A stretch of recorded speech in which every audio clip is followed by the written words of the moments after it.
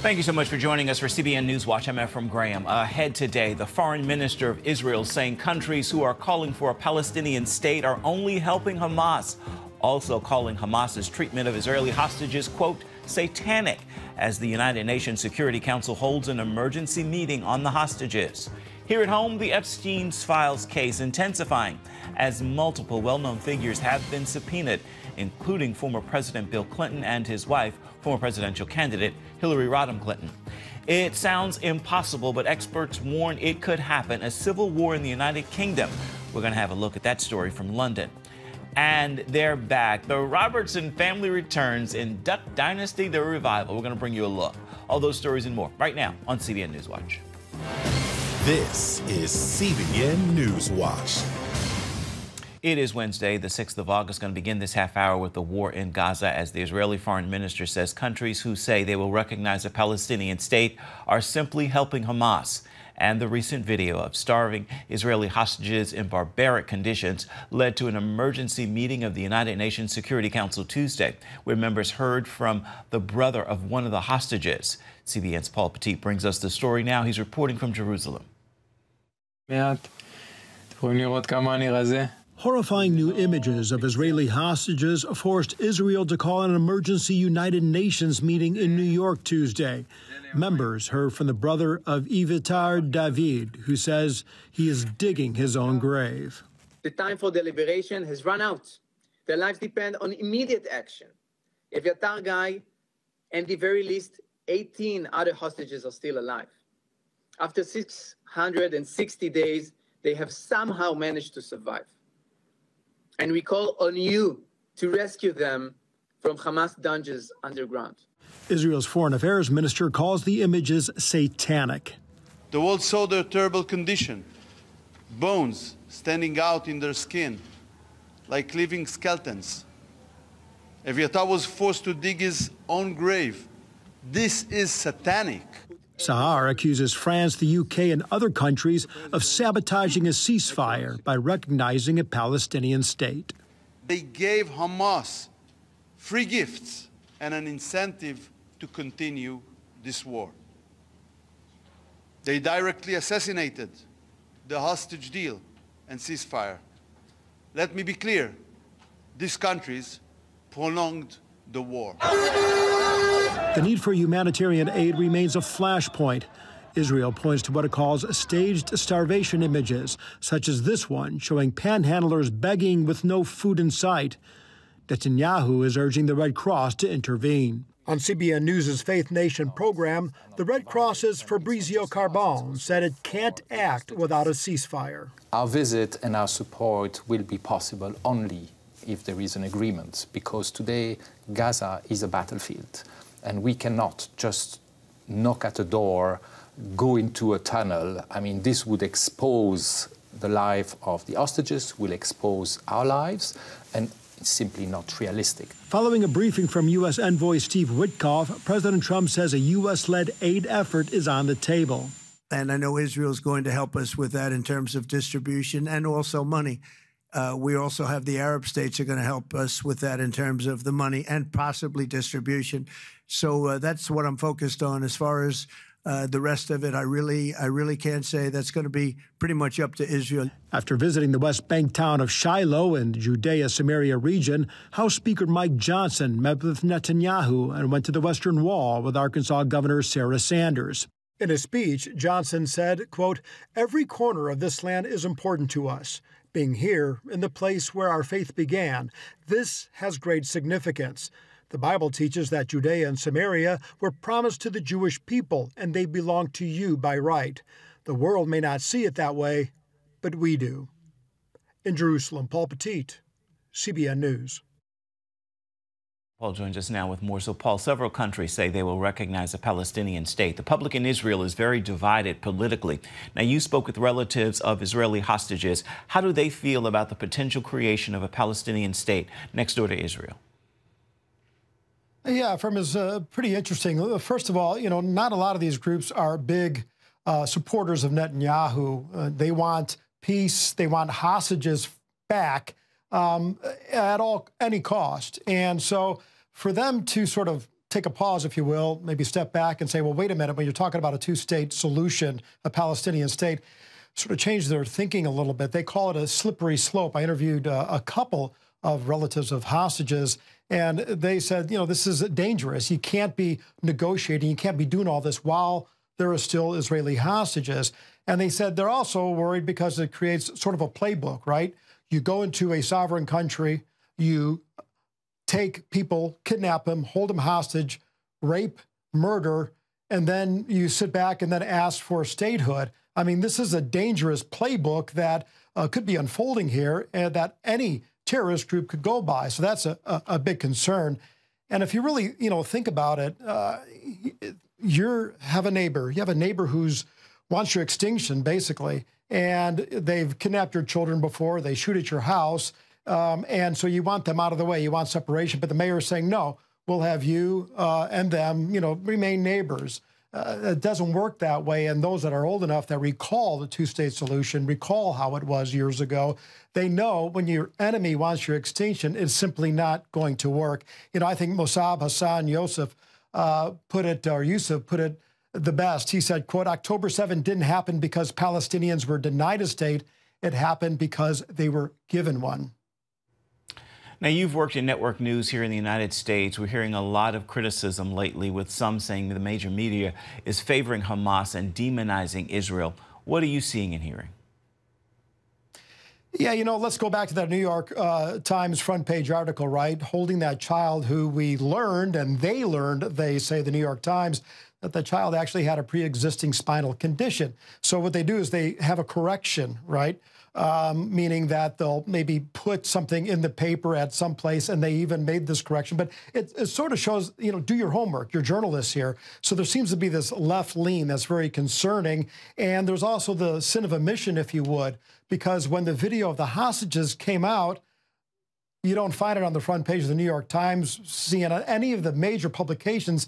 The story isn't there. So where they're taking their cues from, how they see the important story from what they consider the not important story, really goes down all the way down the road of what we see at home when we're watching programs like this. And so when the AP doesn't have the hostages, the video of the hostages isn't on the AP platform, that means CNN isn't going to show it. That most likely means other news networks don't show it. But things they do have, these pictures of starving children, they put that on the front page. So it's very, very imbalanced and very, very not very fair to the viewers and to the readers in America or around the world. All right, Paul Petitte reporting for us from Israel. Thank you so much for your reporting today. Here at home, Congress is targeting high-profile names with subpoenas in the Jeffrey Epstein case. Among them, former President Bill Clinton and his wife, former presidential candidate Hillary Rodham Clinton. Now the White House is considering releasing the Justice Department's recent interview with Epstein associate Ghislaine Maxwell. CBN's Brody Carter is on this story. House Oversight Chair James Comer launching a new phase in the Epstein investigation. The subpoenas include more than a dozen influential figures, including former President and First Lady Bill and Hillary Clinton, former FBI directors James Comey and Robert Mueller, as well as Trump's own former attorneys general Bill Barr and Jeff Sessions. It's part of a bipartisan call for transparency into the investigation of Epstein's activities and his clients. The American people have a right to know who else was involved, whether the system really was rigged in favor of the rich and powerful. Representative Comer also sent a subpoena to Attorney General Pam Bondi for the unredacted files related to the Epstein case by August 19th, saying, quote, it's imperative that Congress conduct oversight of the federal government's enforcement of sex trafficking laws generally, and specifically its handling of the investigation and prosecution of Mr. Epstein and Ms. Maxwell. The Trump administration reportedly is considering releasing the full transcript of a DOJ interview between Epstein associate Ghislaine Maxwell and Deputy Attorney General Todd Blanche, who previously served as the president's personal attorney. Sources say Maxwell told Blanche that President Trump did nothing in her presence to cause concern. When asked whether he believes the interview is credible, President Trump responded. And it's not an uncommon thing to do that. And I think he probably wants to make sure that, you know, people that should not be involved or aren't involved are not hurt by something that would be very, very unfortunate, very unfair to a lot of people. Days after that interview, Maxwell, who's serving 20 years for sex trafficking, was moved from a federal prison to a minimum security Texas camp. President Trump told reporters he was not aware of the move. Two questions for you. One, were you aware of and did you personally approve the prison transfer for Ghislaine Maxwell that your Justice Department I didn't know about it at all. No, I read about it just like you did. And do you believe that she is It's not a very uncommon thing. For CBN News, I'm Brody Carter. Coming up, it may sound impossible, but experts are sounding an alarm the United Kingdom could be headed towards a civil war. We're going to bring you a look and see how a spiritual awakening might save the nation. We've got this story for you. It's coming up when we come back.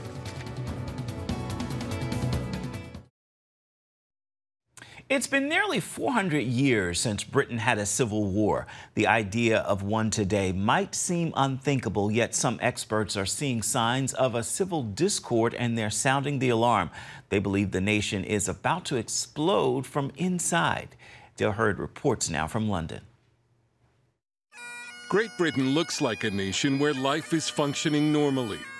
Below the surface, however, lies a growing sense that the United Kingdom is coming apart at the seams. King's College London professor of war studies David Betts set off alarm bells this year by saying Britain is headed towards civil war, and he advised people living in its large cities to move before the violence starts. Imagine Northern Ireland scale, or Northern Ireland in intensity, but on a completely national scale. Attacks on public figures, judges, potentially politicians. London Daily Telegraph columnist Tim Stanley told us he agrees with Betts that Britain is heading for open sectarian conflict, possibly war, and there's nothing we can do to stop it. And his argument is this, that first of all, Britain displays many of the signs of being a failed state, such as economic decline, total loss of trust in the police, and a fractious and increasingly extreme politics.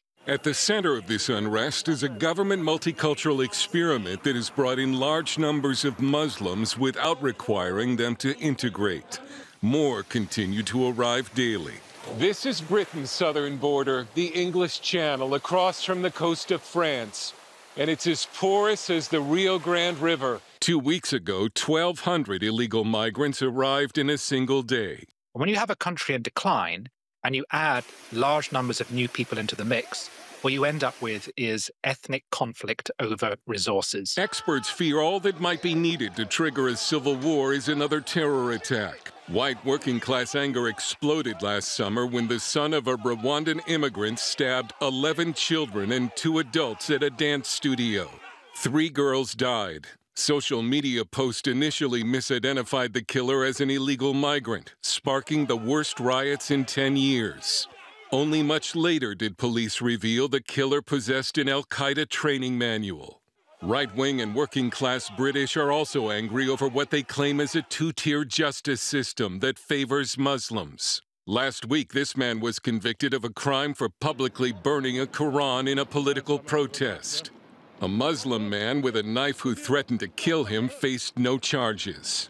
Lucy Connolly, a 41-year-old mother, is serving 31 months in prison for a tweet appearing to encourage violence against illegal migrants after the murders of those 3 girls in Southport. She got more jail time than some of the members of this Pakistani sex grooming gang, convicted for child prostitution and having sex with a minor. Add to this rising crime, Orwellian state censorship, and economic decline in many areas. Academic and news commentator Matt Goodwin. I think there is a widespread consensus in the country that Britain is a nation in decline, economically, demographically, and culturally. There are areas that are just as poor as Eastern Europe, as parts of the developing world, in Northern England, in some of our coastal towns. The perception is, among the white working class, that the state actively prefers ethnic minorities and is funneling resources their way. Some white working class people, they're saying, why is it they get hotel rooms? Why is it they get welfare when we are struggling? The riots and the disturbances were symptomatic of a much deeper disillusionment in this country with the way in which British people just no longer feel safe in their own communities. They no longer feel safe in their country, where lawlessness is essentially being sanctioned by the state. Political strategist Dominic Cummings says elements within the British government are finally beginning to discuss Britain's slide into chaos and the potential for serious violence. Oliver J.J. Lane is the bureau chief of Breitbart London. There are two sort of issues feeding into this, first of which is essentially civilizational collapse, which is causing a rise in crime and potentially civil unrest between ethnic groups. And then on the other hand, you have government incompetence and policing incompetence, and that creates that downward spiral. One pollster conducting focus groups in small English towns this year said the disillusionment was the worst I've heard. In every group, it was anger, despondency, or misery about the state of Britain that doesn't feel sustainable. One focus group member suggested Britain might need a coup. Professor Betts says civil war could also break out in France, as well as the United States. Stanley believes civil war in the UK could be avoided through the spiritual awakening already underway. There is something going on here. Church attendance is up. Young people are becoming more religious than ever. If there is a potential for change, it's going to come from society and the grassroots and ordinary people. It's not going to come from politicians. The famous British economist Adam Smith cautioned the prophets of doom when he said there is a great deal of ruin in a nation. In other words, it takes a lot to bring a country down. But Britain now has so many problems, it just might test that theory. Dale Hurd, CBN News, London.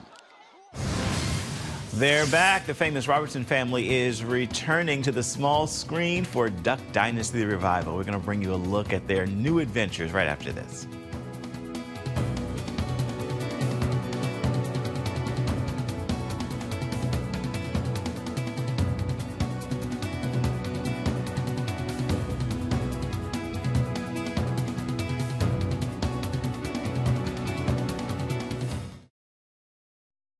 Welcome back to CBN NewsWatch. The Robertson family is back on the small screen in Duck Dynasty the Revival. And at the center of this journey are Willie and Korie's family. Honey, I'm home. God, a lot has happened. I'm a grandpa and officially semi-retired. Look, I realized I didn't teach my kids all the Robertson DNA. What sparked the revival of the family? You guys have been gone for a bit. What sparked the return? Well, we just got bored and figured we'd start. Why not just crank up another television? Just kind of letting everybody see kind of where we are now. Yeah, the original show was really a generational show. You know, it was grandparents, aunts and uncles, you know, kids, grandkids. And so I think that's a big part of what this revival is showing that just continuation of the family. Like, we're the grandparents now. So now it's a whole different story because we're the grandparents now and we've got kids that are married and grandkids. And so just following that lineage of our family that we're so grateful that people are interested in and, found something. I think people see something in themselves in our family, of like, oh, I have a crazy uncle too. Or this is part of our legacy. I am not about squirrel. Bunch of yuppies. They have really stepped up. How would you describe this generation that you're kind of, at some point going to relinquish things to? How is this Robertson clan? The next generation and what, I think we're all kind of apprehensive and like, do they know enough? Are they ready? And so we found that for sure in our family business. We went through that as well, 20 years ago, whenever we were able to take that on. And so I think that's such just a human thing, from parents to children, and then trying to figure out how life has changed. Some things are different, some things stay the same, and so we're seeing that in our children and how they are different and how they think differently. And it's not all bad. It can be good. It can be good where, I was just talking to one of my daughters yesterday about there may be things that I've never even thought of that that you could take this thing. And so we were able to do that in some ways. But you also appreciate your history and the wisdom and the experience that we've learned as well. And so that's part of that, you'll see that I think playing out. That said, many people will be watching and wondering, I'm sure, how you have been able to pass along things like your faith to the next generation, because that's something we all long to do. What's been the secret to the success, if you will? Well, I think there was a moment I remember very vividly, like in our lives, of when we had little kids and realizing, like, okay, if we want to instill these values in our kids, like, we actually have to live it. It's not like we can just say it. That's part of just how we've tried to do, be really transparent and real with our kids, and also try to really model living it. And because we know that is the way, the way God prescribes. It is the way to a full life, to a good life. It's about pointing people to Jesus and letting him know kind of where our hope and where our light and where our joy comes from. For both of you, what's your prayer this time around for this production? What are you asking God to do? I would just pray that somehow people can see the light that we're reflecting from Jesus through our lives and how we live. Those are some of the things that's in my prayers. Yeah, Willie has started praying this years ago for our family. Like every time we pray before a meal, he prays that we're bright lights. That's for Jesus, and I think that's been our prayer for our family, and it continues to be our prayer for the most part. Now you can watch the latest episode of the Duck Dynasty Revival. It is on A&E Network. And be sure to join us this evening for an all-new edition of Studio 5. We've got a one-on-one conversation with recording artist Javante Patton. The Stellar Award-winning artist talks about his music journey, and he's sharing his latest project, a birthday recording. It's called Live at First Avenue. You can catch the all-new episode of Studio 5 on the CBN News Channel. It begins at 8 Eastern. You can also watch it on the CBN News app, or you can find it on YouTube. Stay with us. We're coming back with an encouraging word for your Wednesday. Time now for your Wednesday word, and today's word is peace. Remember this, peace is not the absence of trouble. Peace is God's presence in the middle of it. Trust him in the storm. He does not sleep, he does not slumber, and he is never surprised. With that word, make today a wonderful Wednesday, and be sure to make the remainder of the week just as wonderful. That is going to do it for this edition of CBN NewsWatch. You can always find more of our programs on the CBN News Channel at any time, as well as online, cbnnews.com. Let us know what you think about the stories you've seen today. You can email us, newswatch@cbn.com. We'll see you right back here tomorrow.